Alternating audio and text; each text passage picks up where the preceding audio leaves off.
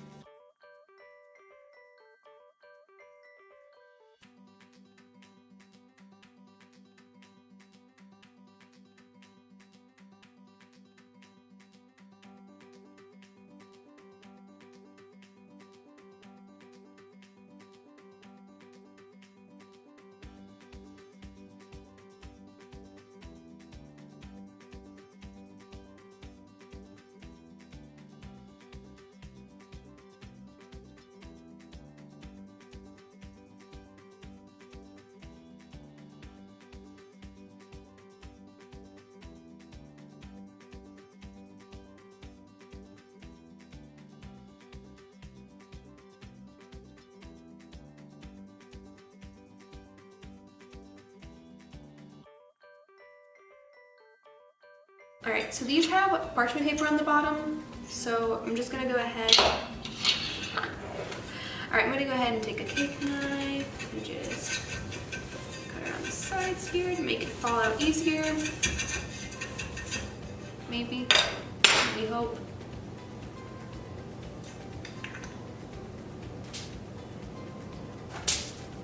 I feel like it's like the Great British Baking Show when I don't know if it came out. Like, did I lose half the cake in that?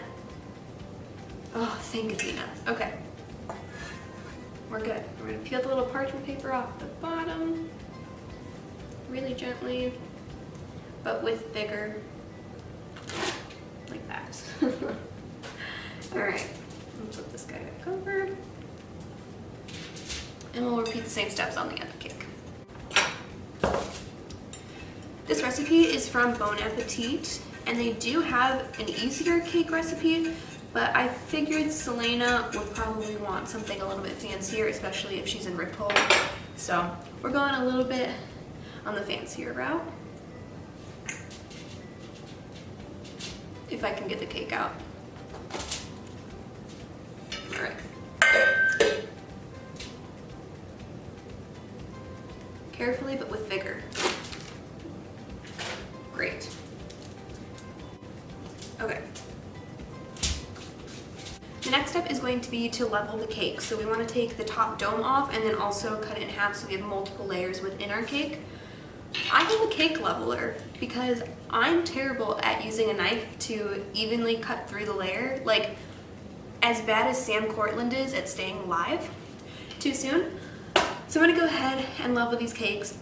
I've never used one of these before and I can already tell that it's absolutely the wrong height. So bear with me as I figure out how to move these.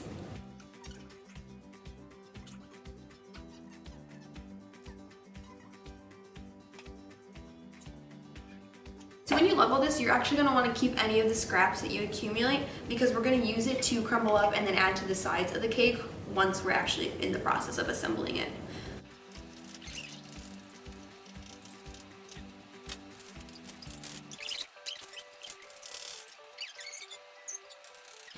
I don't know about you, but I'm thriving.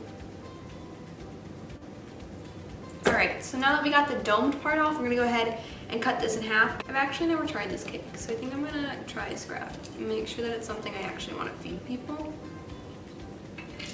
I guess if it's good, I can feed it to people I like, and if it's bad, I can feed it to people I don't like. So, multiple uses for this cake.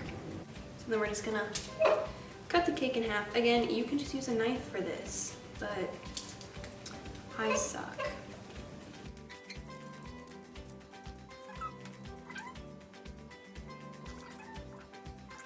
Well, it said choose your 3 prettiest layers to not crumble, and I messed up this top layer, so I can already tell you that that's the one that I will be crumbling. So we're just gonna go ahead and choke first and then put that in our bowl.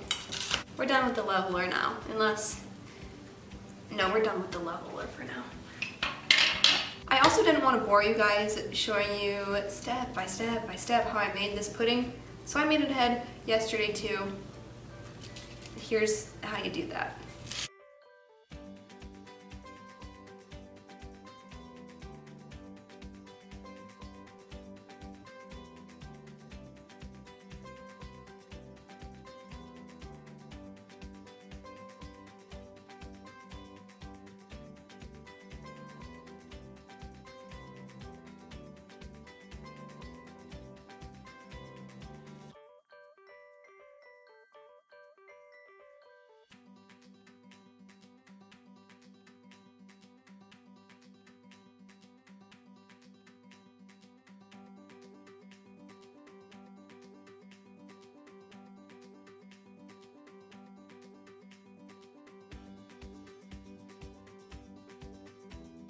Alright, so this is the batch that I made last night. I just took it out of the fridge.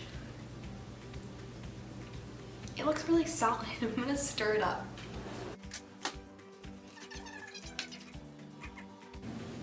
You wanna know how solid this pudding is?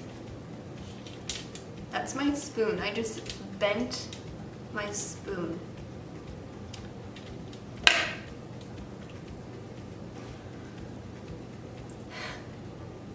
Alright. We'll let this just hang out for like a second while we continue to mess up and disappoint our families. I guess to also kill time, we are going to go ahead and start crumbling the extra pieces that we had from when we leveled the cake.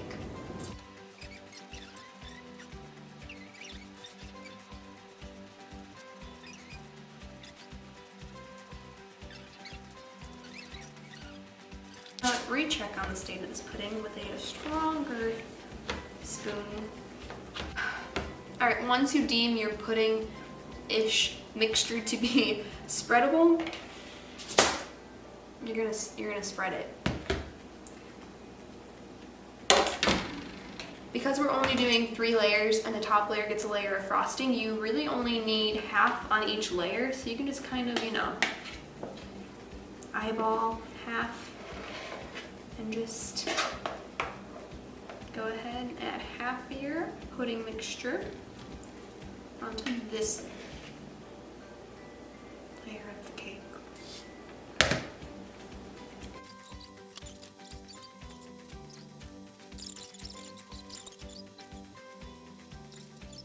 Cool, then you're gonna pick your next layer.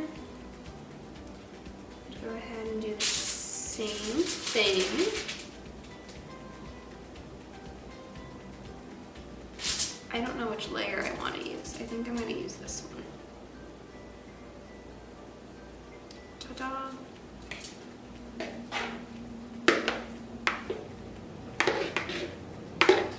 Add the rest of your pudding to this one.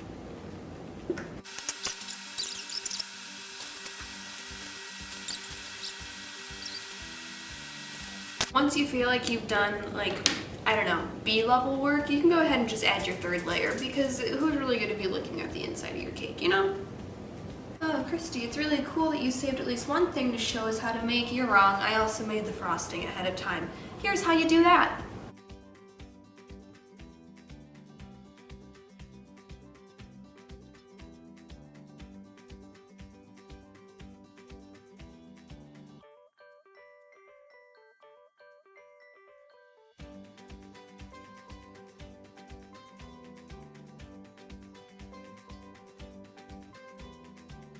Alright, I'm just gonna go ahead and start adding the frosting to the cake.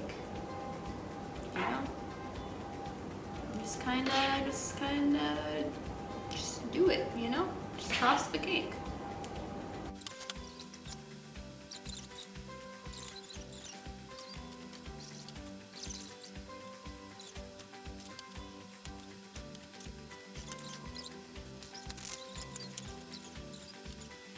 Now that the cake is frosted, we're gonna grab those crumbs from earlier and then just press them onto the sides, keeping them clear of the top.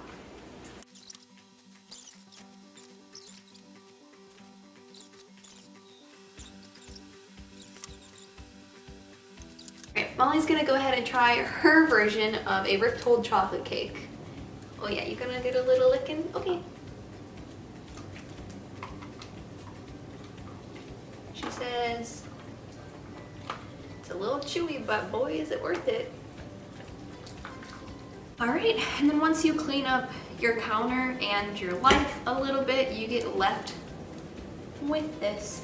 A black hot cake that is hopefully worthy of Celena, Sardothien, Lillian Gordiana, Diana Bracken, Elentia, Nameless, Adeline's Assassin, King's Champion, Witch Slayer, Queen of Terrasin, Heir of Fire, Heir of Terrasin, Heir of Brennan, Heir of Mala Firebringer, Fireheart, Aelin of the Wildfire, Aelin Firebringer, Aelin Lightbringer, the Queen Who Was Promised, the Queen Who Walked Between Worlds, the God's Killer, the Fairy Queen of the West, and my personal favorite, Fire Breathing Bitch Queen. You should seriously give these books a read. If you've already read them and loved them, Sarah J. Maas's other books, A Court of Thorn and Roses would be the first one you would read in that series. Also, I feel like if you read these books, you'd really like the Mortal Instruments series by Cassandra Clare, and the first book in that series, you can technically start in any of her series, but I'd read City of Bones first.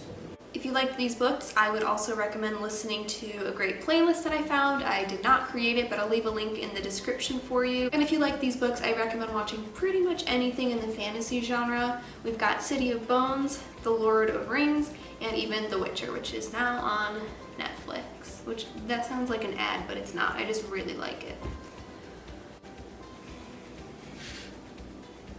Is it weird to eat on camera? Should I be trying the food that I'm making? I feel like it's weird to eat on camera. We'll leave that up to the imagination.